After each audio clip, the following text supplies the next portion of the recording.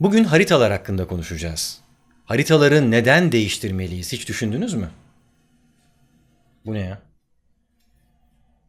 İstek konu mu? Mandela etkisi nedir?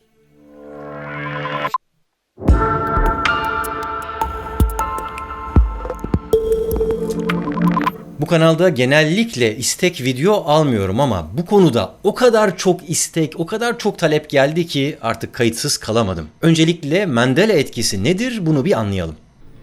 Monopoly oyununun maskotunun gözünde bir monocle yani tek gözlük merceği var mıydı, yok muydu? Peki ya Mickey Mouse'un pantolon askısı? Volkswagen'in logosundaki V ve W harfleri birleşik mi, değil mi?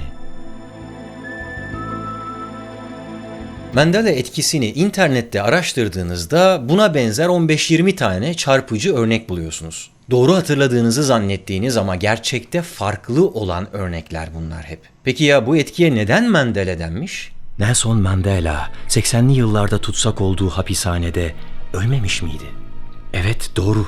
Hatta o öldükten sonra meydana gelen olayları daha dün gibi hatırlıyorum. Televizyonda gösterilen cenazesini, çeşitli şehirlerde meydana gelen olayları, dul kalan eşinin yaptığı o yürek burkan konuşmayı diyen bir yazar var.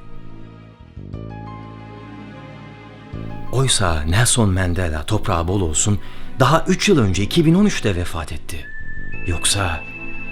Yoksa hepimizin içine girmek üzere olduğu gizemli bir tavşan deliği mi var karşımızda? Ya da içine bir delinin taş attığı devasa bir cehalet kuyusu.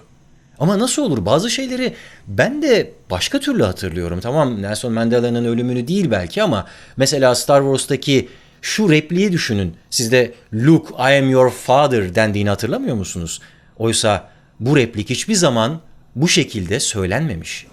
No, I am your father. Yani Mandela etkisiyle ilgili verilen örneklerde öyle bir iki kişi falan değil, pek çok insan aynı yanlışı hatırlıyor. Peki bu kadar çok insan yanlış bir şeyi hatırlayabilir mi? Bunda bir gariplik yok mu sizce? Bu fenomeni nasıl açıklayacağız? Paralel evrenler. Tümüyle birbirine benzeyen ancak detaylarıyla birbirinden farklılaşan bu evrenler birbiriyle çakışınca ortaya böyle anomaliler çıkmaya başlıyor. Teorilerden biri bu. Diğeri ise tahmin edebileceğiniz gibi zamanda yolculuk. Birileri geçmişe giderek olayların akışını değiştirdi ve bunun sonucunda olaylar daha farklı gelişti ama hala bazılarımız olayları alternatif tarihi hatırlamaya devam ediyor. Tamam, bu kadar eğlence yeter. Paralel evrenler veya zamanda yolculuk gibi konular bir gün bilimsel olarak ispat edilebilir belki ama bizim konumuzu başka bir yöntemle, üstelik çok daha kolaylıkla izah edebiliriz. Şimdi biraz da sıkıcı gerçeklerden bahsedelim. Korsakov adında Rus bir bilim insanı 19. yüzyılın sonlarına doğru bir sendroma kendi adını verdi. Korsakov sendromu. Olmamış olayları sanki olmuş gibi hatırlayan insanların bu psikoza yakalandığı söylenir. Psikolojide bu fenomenle ilgili komple bir kategori var. Konfibülasyon, gerçekmiş gibi anlatılan asılsız şey.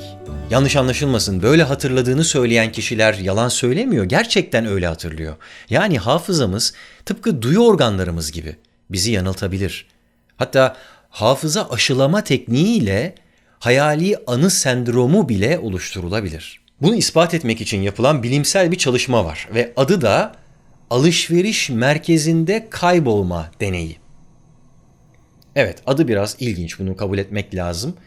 Fakat bu deneyi siz de kendi evinizde, ailenizle birlikte uygulayabilirsiniz. Yapmanız gereken şeyi söylüyorum. Bir A4 kağıdı alacaksınız, yan çevirip 4 sütuna böleceksiniz ve bu sütunlara ailenizle birlikte geçmişte yaşadığınız 4 tane anıyı yazacaksınız. Bunlardan 3 tanesi gerçek anı olacak ama bir tanesini tamamen uyduracaksınız. Mesela küçük kardeşinizle hani geçmişte alışveriş merkezinde gezerken kaybolmuştu ya, işte o hani yaşlı bir amca onu bulup geri getirmişti filan. Onu güzelce uydurarak yazıyorsunuz ve daha sonra da ailenizden bir hafta boyunca bu anılar üzerinde düşünerek kendi hatırladıkları detayları sizin yazdıklarınızın altına eklemelerini istiyorsunuz. İşte gerçek denekler üzerinde bu çalışma, bu deney yapılmış ve deneklerin pek çoğu uydurma bile olsa o sahte anının altına kendi hatırladıklarını yazmaya başlamış. Yani bir anlamda yeni anılar geliştirmeye başlamışlar. Daha önce gerçekten alışveriş merkezlerinde yaşadıkları bir takım anılarla sizin uydurduğunuz ve aşıladığınız bu yeni sahte anıyı birleştirerek acayip yaratıcı ayrıntıları eklemeye başlamışlar. Yani bu denekler, bu insanlar bildiğiniz uydurmuşlar ya da bazı şeyleri unuttuklarını unutmuşlar. Belki de hepimiz Matrix gibi bir simülasyonda yaşıyoruz ve tüm bu olup bitenler de yazılımdaki küçük hatalar. Bilimsel çalışmalar bize gösteriyor ki insanlara yaşamış olabilecekleri konular hakkında yanlış bilgi aktardığınızda onların anılarını çarpıtabilirsiniz, bozabilirsiniz, hatta değiştirebilirsiniz. In one study, we showed people a simulated accident. And we asked people how fast were the cars going when they hit each other. And we asked other people how fast were the cars going when they smashed into each other. And if we asked the leading smash question, the witnesses told us the cars were going faster. And moreover, that leading smashed question caused people to be more likely to tell us that they saw broken glass in the accident scene when there wasn't any broken glass at all. Gerçek hayatta yanlış bilgilendirme her yerde, bilinçli ya da bilinçsiz, kasıtlı ya da kasıtsız bize yalan yanlış bilgi veren insanlar, o insanların kurdukları medya, basın yayın organları ve tabii ki internet bunlarla dolu. Güya bugün size haritalardan bahsedecektim. Mandela etkisiyle haritaların ne ilgisi var diye düşünmeden edemiyor insan ama aslında düşününce ilgisinin olduğunu da fark ediyor. Mandela etkisine inanan ve bu sebeple mesela Sri Lanka'nın haritadaki yerinin değiştirildiğini ileri sürerek alternatif bir coğrafya tezini savunanlardan bahsetmiyorum. Zihnimizdeki haritadan söz ediyorum. Dünyaya ve olaylara baktıkça zihnimizde oluşturduğumuz haritadan. Algı ve hafıza tarafından sürekli olarak çizilen bir harita bu. Üstelik siz sürekli bir şeyler çiziyorsunuz, başkaları onu bozup yerine alternatif şeyler koyuyor. Beyniniz bir çeşit kara tahta gibi ve siz tebeşir kullanarak çiziyorsunuz o haritayı. Fakat sonra bir şekilde bir şeyler siliniyor. Yani Ali yazar, Veli bozar durumları gibi bir şey oluyor.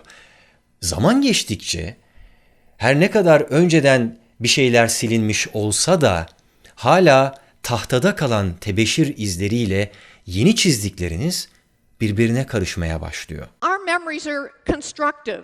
They're reconstructive. Memory works a little bit more like a Wikipedia page. You can go in there and change it, but so can other people. Sırf biri size bir şey söylüyor diye ve bunu kendine güvenerek, detaylandırarak ve hatta işin içine duygularını da katarak söylüyor diye ona inanmak zorunda değilsiniz. Onun anlattığı şeylerin doğru olduğu anlamına gelmiyor bu. Düşünün. Sonra yeniden düşünün. Ve unutmayın, biz insanız. İnsan. Bu kelimenin anlamını biliyorsunuz değil mi? Unutan kökünden geliyor. Yani biz unuturuz. Hafızamız bizi yanıltabilir. Zihnimizdeki harita arazinin kendisi değildir.